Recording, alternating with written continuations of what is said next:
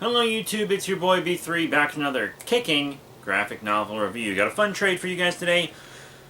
Blackest Night, Rise of the Black Lanterns. This is a collection of several of the tie-in issues. Blackest Night was kind of a line-wide thing, so every book got an issue of what was happening during Blackest Night. I'll read you the back of the book real quick. Across the DC universe, the dead shall rise. They are driven by the darkness of death itself. They seek to block out the light of life forever, and they use the resurrected bodies and minds of the dead to do it. They are the Black Lantern Corps, and the shadow of their blackest night has fallen on every corner of the DC universe. In these chilling stories, the Black Lanterns have come for the hearts of an army of the DCU most powerful heroes and villains. The souls of Superboy and Green Arrow, Catwoman's deadliest enemy, and the Atom's closest allies. The legacies of Starman and the Question, the weirdest, wildest Western heroes. The magic of the Phantom Stranger, the power of Shazam. All will be used to fuel the fire of the Black Lanterns, and the lives of all they touch will be changed forever.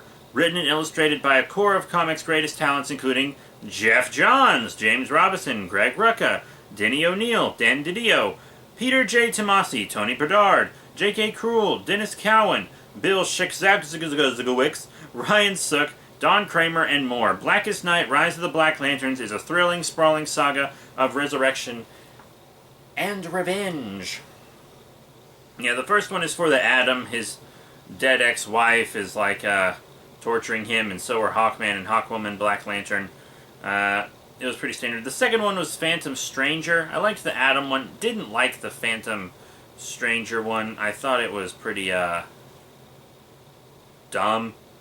The Green Arrow one was okay. I enjoyed the Green Arrow, Blackest Night tie-in. I thought it was pretty cool, but, it could have been better. And then there was one for Adventure Comics as well. Basically just about Black Lantern, Superboy, and Wonder Girl. Crypto showed up. That was the cool part of that one. It wasn't anything really special, to be completely honest. And then we had an issue of Starman. It was just really basic. I wasn't a big fan of it. Just Black Lantern Starman versus the Shade. The fight's over really quickly. I liked the art a lot, though. Then we have the issue of the Question, which was easily my favorite one out of all of these. So you have Black Lantern Question versus Renee Montoya Question and Lady Shiva. And I really liked how they beat him, because they don't have powers, really. They're just martial artists. And the way they beat him, I thought was very creative, and it was easily the best one in this book.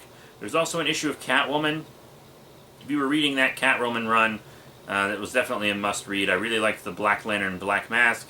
I liked the character progression with Catwoman's sister. And then there was one that was just fun, to be completely honest. Wild Western Tales. It was just a fun one. Takes place in the modern day in the Wild West, but then Jonah Hex and all the characters from his time come back as Black Lanterns, and it's really fun. There's also one for, what's it called? Power of Shazam? Tales of Shazam? I think it's Power of Shazam. Where Osiris comes back to life, but his magic keeps him from being controlled by the Black Ring, so he has his own consciousness. That one was neat, too. I enjoyed that one as well. But the Question one was easily my favorite. Easily. I love the Question. He's so underrated. He's so underrated. But yeah, so that's Blackest Night, Rise of the Black Lanterns. I'm not going to give you a thing about the art overall, because the art varies through all of them. I think the art for Starman and the Question might have been my favorite. I really like the art for the Atom as well. That one was pretty good. The Atom one was more important. It was probably the most important one for overall Blackest Night, because he is one of the main characters in the actual Blackest Night story. I believe I should have already reviewed Blackest Night a long time ago. But yeah, Blackest Night's one of my favorite comic events of all time. Really, really love it. and I have every single tie-in, and I think there's only one tie-in book. There's one Blackest Night book I have not read. Well, I mean, I've read all of them, but there's one I haven't reviewed. That's what I mean. There's one I have not reviewed.